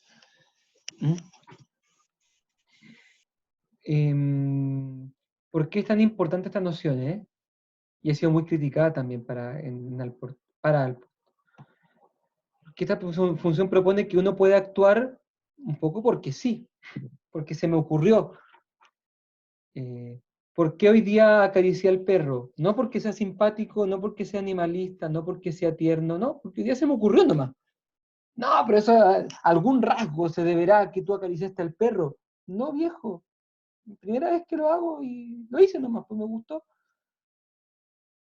Sí, Allport recoge esta posibilidad, esta experiencia humana de que nosotros somos capaces como de adquirir nuevas motivaciones que no se reconducen a nada anterior. Obviamente los freudianos, los psicoanalistas dirían así. Tú crees que no se debe a nada anterior. Tú crees que es nuevo, pero en realidad sí obedece a algo que tú desconoces. Ven a mi terapia. ¿Cierto? Pero Alport dice que no todo se tiene por qué reconducir, que hay una posibilidad de adquirir motivaciones nuevas. Y dentro de esas motivaciones están las dos que dijeron al final. La que es la que llamaron la función perseverante, que en realidad es una nueva motivación, pero que surge a partir de un tipo de esclavitud o determinación por motivos bioquímicos o neurológicos, como son las adicciones, en la que surge una conducta nueva, que antes no estaba, pero que se retroalimenta en sí misma por la fuerza de la biología. Pero sin embargo, la otra es la función que ellos llaman autonomía funcional del esfuerzo propium, que es así que obedece a que aparece algo nuevo, pero ese algo nuevo no se debe a estímulos biológicos, bioquímicos, no se debe al pasado, se debe a algo nuevo que surge en mí. Quizá un buen ejemplo, además del de Aníbal, que aquí Aníbal, bueno, Aníbal, si quieres, tiene algo que conversar conmigo, aquí te puedes acercar después de este ejemplo que vi aquí. Podemos conversarlo, ¿eh? Dejar en claro que me encanta su clase. Sí. ¿Cómo se dice? Chupamedias, esas cosas. Tranquilo. Lo que quería decir es que es como, si tú estás estudiando psicología y te pregunto a ti, mira, piensa por un segundo, ¿por qué estás estudiando psicología? ¿Lo tienes? Freud diría, no, tú estás estudiando psicología por algo más para atrás. Algo te pasó cuando niño que ahora tú quieres estudiar psicología. Estoy haciendo una caricatura, por supuesto. Alport diría, no, podría haber sido porque quiere estudiar psicología, bueno, porque quiere nomás, porque le gustó, porque en algún momento le llamó la atención y punto. No es que tengamos que explicar el estudio de la psicología siempre en algo como del pasado, ¿cierto? Puede haber un motivo nuevo en la vida que llega en cierto momento y se instala. Y puede tener que ver con la voluntad y con la autodeterminación. Eso, di esta explicación complementaria para tratar de dejar claras estas estupendas diapositivas. Muchas gracias, damos el aplauso. Y ahora sí, vamos al último grupo que nos queda. Gracias a todos por la paciencia, estamos hasta acá y este profesor tirano no le ha dado break. Tirano, el profesor. Pero no sé si cardinal o central, tirano. Vamos ahora con el último grupo que nos queda. Isidora Valenzuela y compañeras y secuaces nos van a dar el enfoque ideográfico y nomotético. Ya, avíseme si se está compartiendo porque este computador está medio malo y no sé si se pegó y no me quiere compartir la pantalla o qué. Todavía no se comparte nada. A ver. Ah, ya vi cómo se comparte esta cosa. Sí, compartir, después eliges una de las pantallas que te sale. Ahí está. Estamos, está funcionando, está a punto, está, viene. A ver. Dice que se empezó. Ahí está.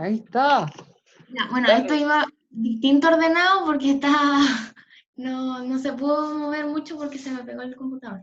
Pero bueno, ahora vamos a presentar. No sé si el resto de mis compañeras pudo meterse, ¿puede hablar? Sí, ¿se escucha? Sí. Ya.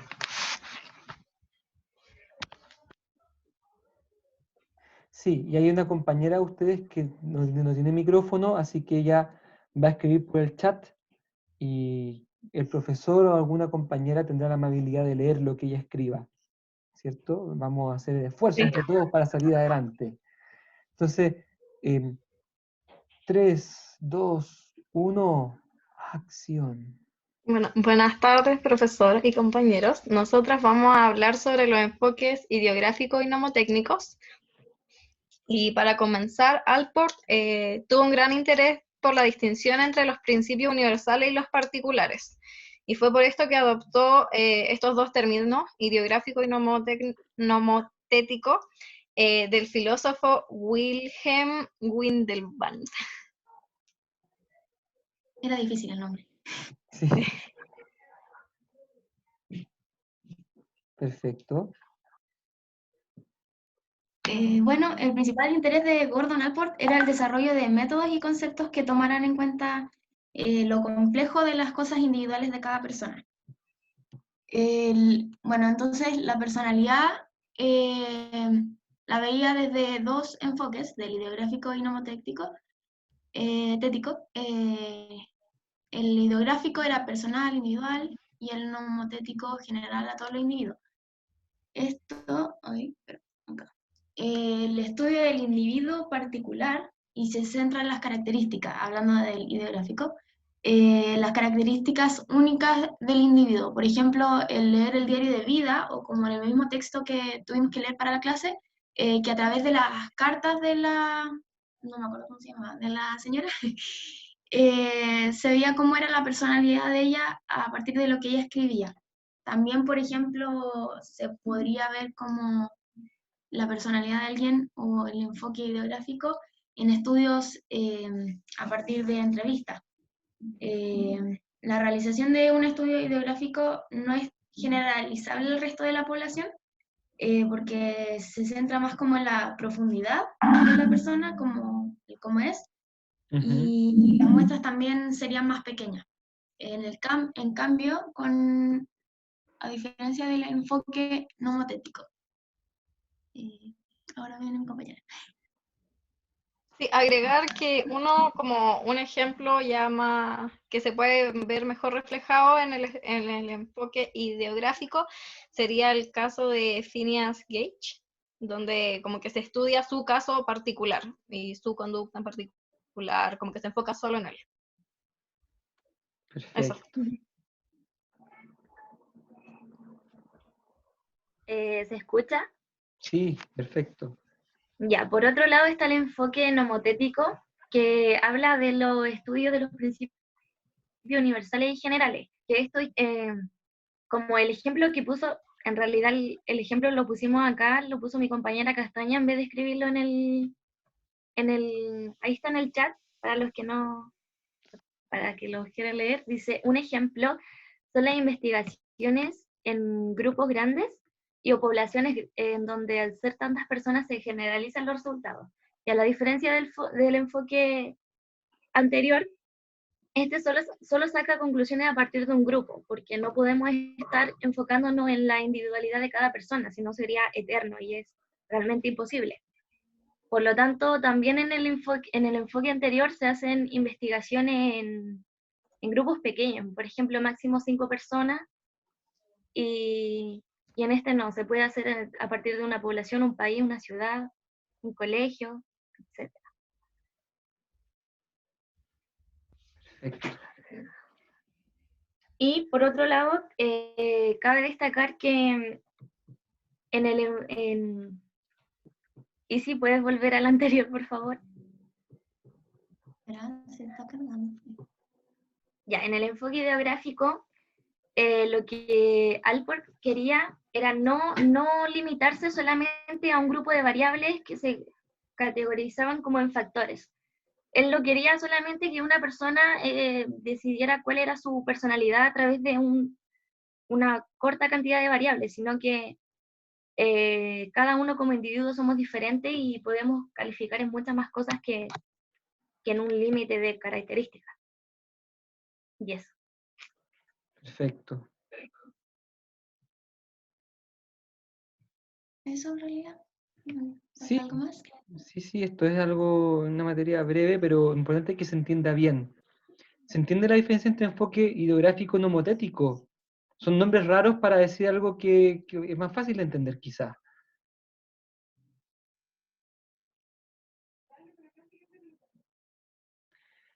Voy a hacerle una pregunta a ustedes. Hace poquito un grupo expuso la diferencia entre rasgo individual y común. Dijeron que el rasgo individual era el rasgo visto como en la perspectiva de la persona singular, y el rasgo común era visto como el rasgo en cuanto era compartido por varios, de manera más abstracta. ¿Dónde iría el rasgo individual y dónde iría el rasgo común en este caso? El rasgo común en el nomotético y el otro que dijo, que no me acuerdo cómo se llama. ¿El rasgo individual? Individual en el enfoque ideográfico. ¿Y cuál es la diferencia? ¿Para qué usamos dos conceptos distintos, el rasgo rasgo individual y enfoque ideográfico y el rasgo común y enfoque nomotético si parecen ser lo mismo? Porque el individual incluye como la propia perspectiva de la persona individual y el común al final es como un concepto abstracto generalizado. Ya, pero eso también eso es parte del enfoque ideográfico y el enfoque nomotético. Pero no sé si aplicaría el ejemplo que yo le di antes, como antes de presentar, que por ejemplo si hablamos de estar enamorado, el concepto de estar enamorado podría ser un rasgo común en un grupo de personas, pero el cómo ellos sienten estar enamorados puede estar en los rasgos individuales, porque no todos lo viven de la misma manera. Entonces, el enfoque ideográfico, ¿qué es lo que estudiaría allí?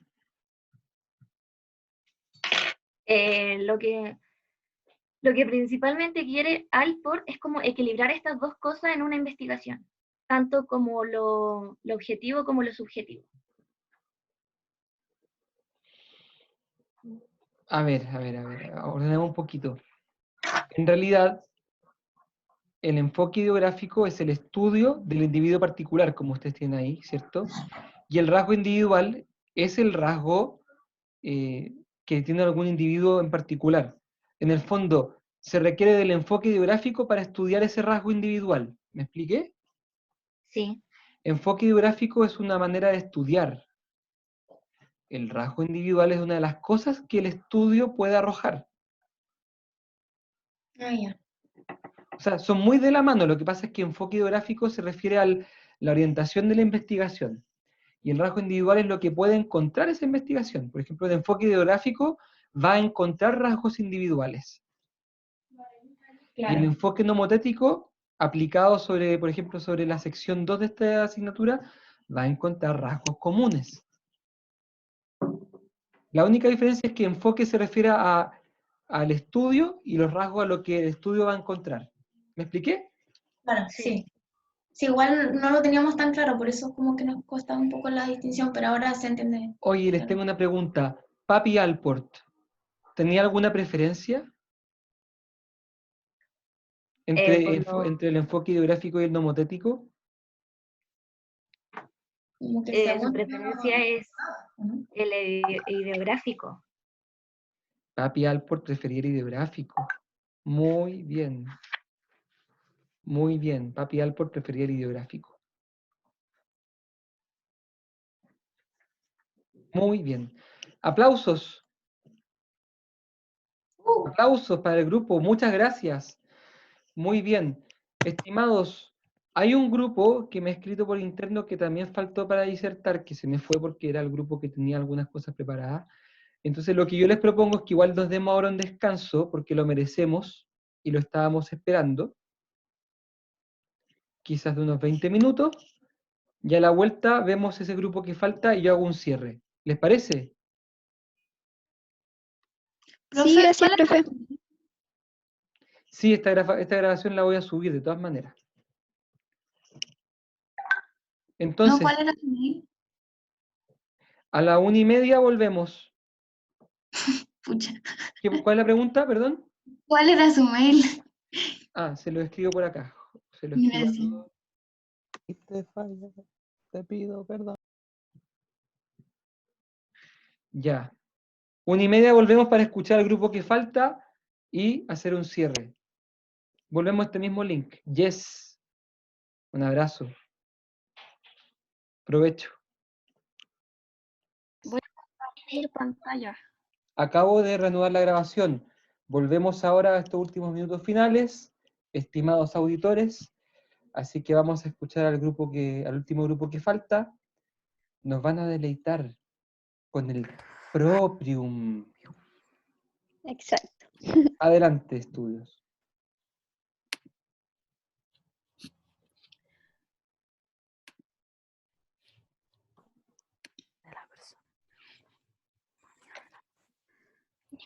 Proprium. ¡Qué nombre, eh! Entonces, adelante, estudios. 3, 2, 1, acción. Ya. Buenos días, compañeros y compañeras, profesor. Hoy día le vamos a explicar un tema súper amigable, porque lo hemos vivido todo en algún momento de nuestra vida, que es el Proprium. es Fernanda Catalán, Constanza Muñoz y Tamara Castillo. Adelante. Entonces,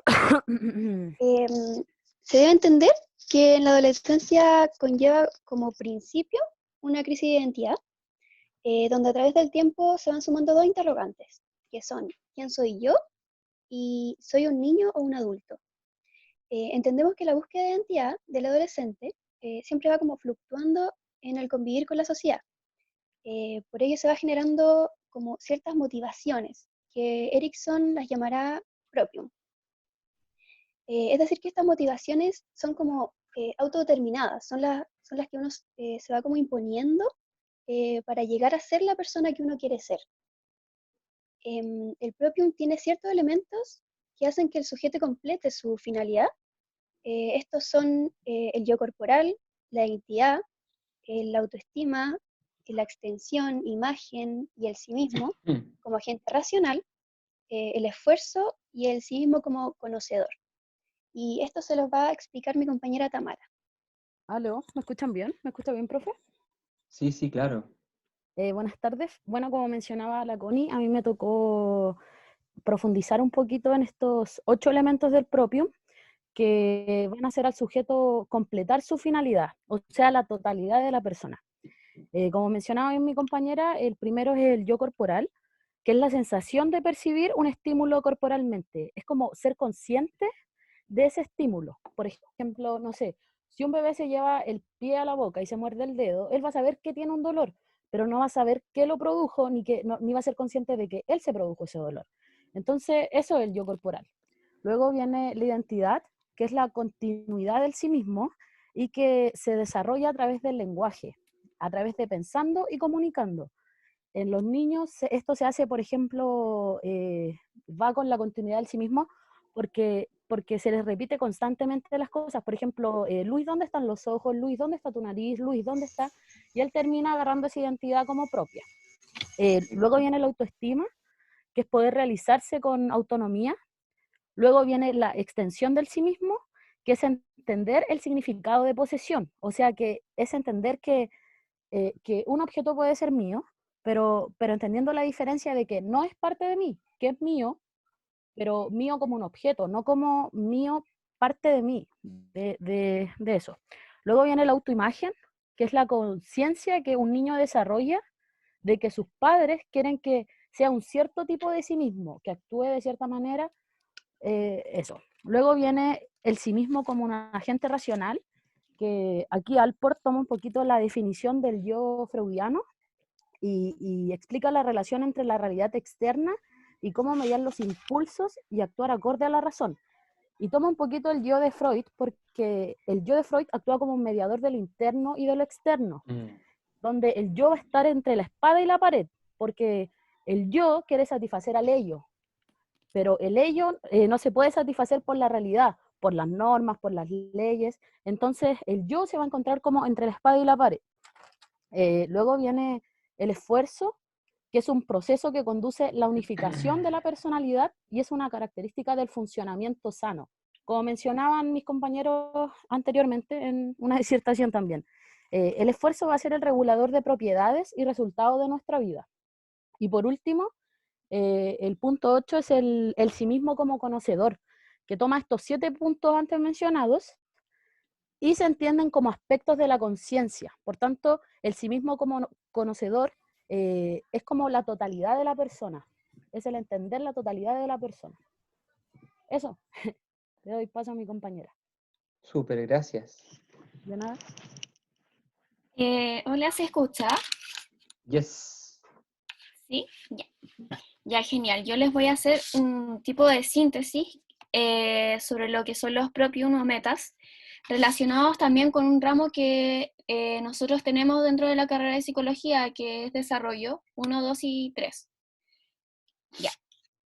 Primero, como hablaba Tamara, está el yo corporal, la identidad y la autoestima, que esto vendría siendo de la infancia temprana. En esta como periodo se desarrollan estas habilidades y el yo corporal se refiere a la sensación, y a la percepción y al placer y al dolor que pueda sentir una persona También la identidad está relacionada con la expresión del lenguaje y la autoestima con el orgullo por el logro.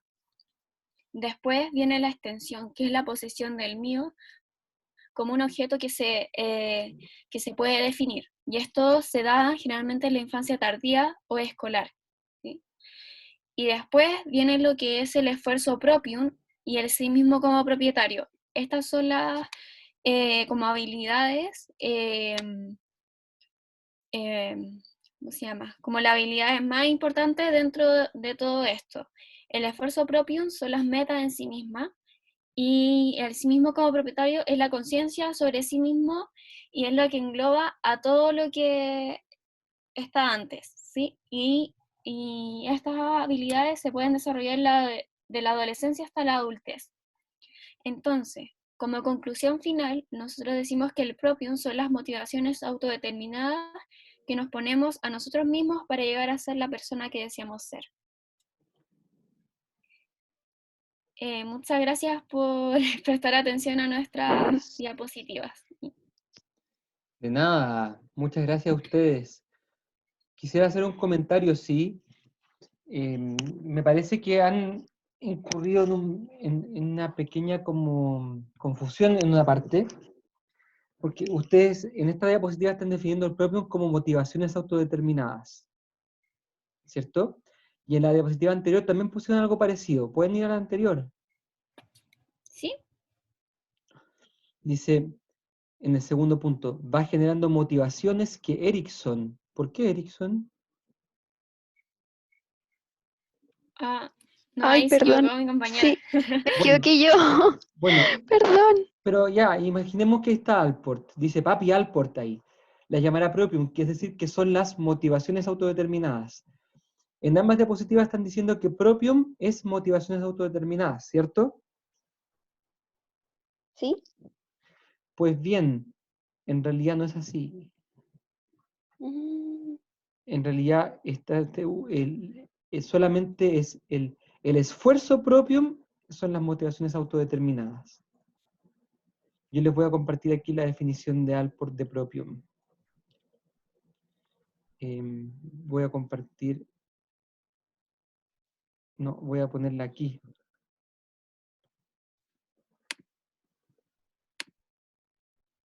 Fíjense, la estoy colocando aquí en el chat.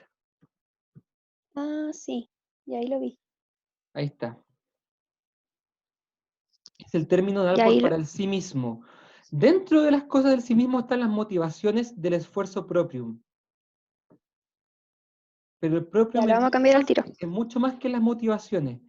Incluye a las motivaciones autodeterminadas, pero el propium incluye las 7 dimensiones que ustedes dijeron, las 8, el yo corporal, la identidad, la autoestima, la extensión, la imagen, el sí mismo agente racional. Aquí está el esfuerzo propium, que esas son las motivaciones, y el sí mismo. Se tuvieron que haber confundido porque justo un poquito antes de la parte que tenían que estudiar ustedes, o sea, justo ahí Alport habla del esfuerzo propium, que dice que son las motivaciones autodeterminadas, pero no el propium. ¿Me expliqué? Sí, entonces, perfecto. atención a todos los compañeros. Propium no son las motivaciones autodeterminadas. Las motivaciones autodeterminadas son una partecita del propium. El propium es un concepto que ocupa Alport para reemplazar el concepto de sí mismo tradicional. ¿Por qué lo quiere reemplazar? Lo quiere reemplazar porque considera que sí mismo es muy restringido. Prefiere buscar un concepto que incluya el sí mismo, pero que además incluya la identidad, la autoestima, el yo corporal, el esfuerzo propium, la extensión, etc. Ese propium es como una especie de sí mismo súper poderoso que incluye todas las áreas que hemos mencionado. ¿Me expliqué? Sí. Súper, esto era súper importante para que vayamos todos entendiendo eso. Propium es un mismo en sí mismo, pero un sí mismo muy amplio que implica prácticamente todos los aspectos que uno puede llamar como propios. De ahí proprium. Gracias, profe. Y ojo, que no es propium como está en esta diapositiva que están mostrando, que está muy bonita. Es proprium. Son dos proprium. Y no propium. Propr. Una R en vez de una P. Eso es. ¿Estamos? Ya, profe. Gracias. Ya. Bueno, un aplauso al grupo por presentarnos esto y la exposición de todas las dimensiones que tiene el propio. Muchas gracias. Estimados, vamos llegando al final de esta clase especial. Necesito compartirles una inquietud que tengo. ¿No? La firme. Hoy día hemos terminado de ver todo lo que tiene que ver con Papi Alport, ¿cierto? Pero la próxima semana tenemos la Solemne 1 y no hemos pasado las teorías factoriales. Las otras, o sea, digamos, Alport es parte de esta materia, pero falta todavía. Falta lo que tiene que ver con la lectura del control 2 y faltan con otros contenidos que no hemos podido revisar, que yo pensaba alcanzar hoy día, pero debido a la herramienta de Zoom que yo no sabía manejar, como yo no la sabía manejar, me demoré mucho en armar los grupos y bueno, ahí... Entonces, veo 3 opciones, me gustaría saber qué opinan ustedes. Opción 1, y las voy a poner aquí. Opción 1, mantener la Solemne 1 para el próximo jueves, dejando la materia hasta Papi Alport. Es decir, teorías factoriales no lo veríamos para la Solemne 1, sino que quedaría para la Solemne 2. Alternativa 2, grabar una cápsula, el profesor graba una cápsula con temática de teoría factorial,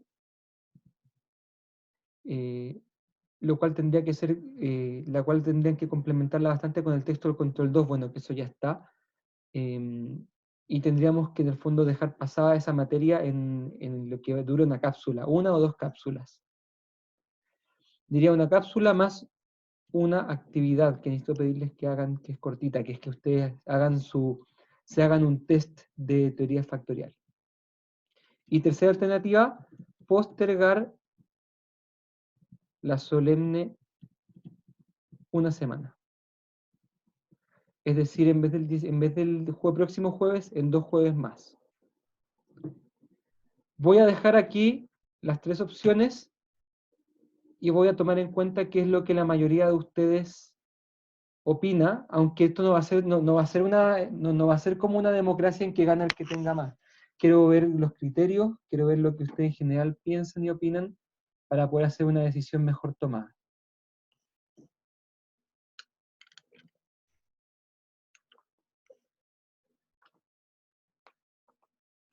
Mientras tanto aprovecho, me estoy comiendo un mote con huesillo muy rico.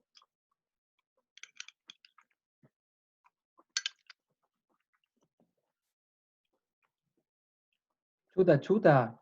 Parece que las opciones son muy variopintas. Hay muchos que opinan que 1, muchos que opinan que 2, y muchos que opinan que 3. ¡No me ayudan, ¿Profe? chicos! Profe. No entendí bien la opción 2, ¿podría explicarla de nuevo? Bueno, la opción 2 es que mantenemos la Solemne 1, mantenemos el hecho de que incluya las teorías factoriales, y las teorías factoriales las pasamos mediante un par de cápsulas. O sea, no tendríamos clases de eso, tendríamos cápsulas. 1, 2, 3... Profe, Mande. pero si dejamos la materia hasta Alport nomás, después la Solemne 2 va a ser con más materia porque va a tener lo que faltó en esta. La Solemne 2 sería un poco más cotota también. No se los dije, pero obviamente la Solemne 2 incluiría, además del psicoanálisis de Freud, incluiría a los psicólogos de las teorías factoriales. ¿Me expliqué? Quizás no fui muy claro al principio, entonces voy a repetir la alternativa y voy a dejarles votar de nuevo. Denme un segundito. Voy a hacerlo de nuevo. Voy a ponerle reset. ¿Ya? Reset. Alternativa 1 la estoy escribiendo, mantener solemne, dejando para el próximo jueves, dejando la materia de Papi Alport para... y esto deja la materia de factoriales para la Solemne 2. que obviamente se incluiría más materia. 2. Grabar en cápsula. Hacer igual la solemne, pero pasando la materia de factoriales con una cápsula. Y la 3, postergar la solemne una semana. Sí, la próxima semana ustedes tienen prueba, entiendo que el martes, de teoría y construcción de pruebas. ¿Estoy en lo correcto? El martes. Se les juntarían, si corren la prueba, se les juntarían 2 pruebas para la misma semana, ¿o no? Dicen que la corrieron, ¿qué cosa? Yo entiendo que la prueba de factorial, o sea, perdón, a ver.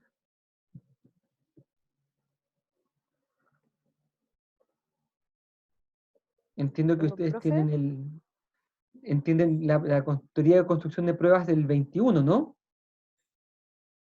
21. Entonces, claro, si la solemne de personalidad se corre una semana, queda en la misma semana que la prueba de teoría y construcción de pruebas. Ya, atención, ahora sí voy a dejarla, desde ahora empiezo a votar. Reset. Aquí está la alternativa. 1, 2, 3. Ahora sí, escucho sus votaciones. Ya, muy pocos están votando por postergar ahora. Están todos entre la 2 y la 1.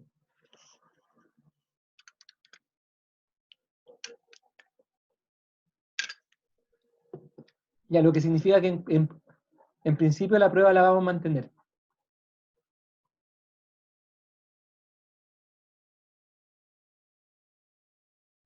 ¿Ya? Ya, después de todas estas últimas aclaraciones, nadie quiere tener 2 pruebas la misma semana, así que vamos a mantenerla, vamos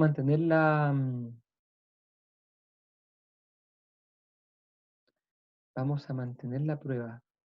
La pregunta es, si dejamos lo factorial para esta prueba igual con cápsula, que es con lo que dicen con el 2, ¿saben qué? Ya. Miren, el control 2, ese optativo que tiene la materia que yo le hablé, ese también habla mucho de lo factorial, así que yo creo que entre eso, la cápsula y una pequeña actividad que les voy a dejar que ustedes completen un cuestionario, van a tener suficiente materia para poder contestar para contestar lo factorial. Yo obviamente no voy a hacer preguntas demasiado profundas, sino que va a ser acorde a lo que les voy a mostrar en la cápsula y acorde a lo que van a leer en el control. O sea, de lo que van a leer que era el control 2. Entonces lo vamos a hacer así. No vamos a recargar el contenido del psicoanálisis, pero yo voy a pasar, pero las preguntas de factorial obviamente van a ser un poquito menos profundas que si se lo hubiera pasado en clase. ¿Ok? Ya, estamos en la hora, cuídense mucho, los quiero mucho, espero que les haya gustado lo de hoy día, que hayan aprendido harto de Papi Alport, y ya haré una capsulita bonita que les sirva para seguir aprendiendo de factorial, junto con la actividad y el texto que tienen que leer. Que disfruten, tengan buen fin de semana, los quiero mucho. Cuídense, chao, chao.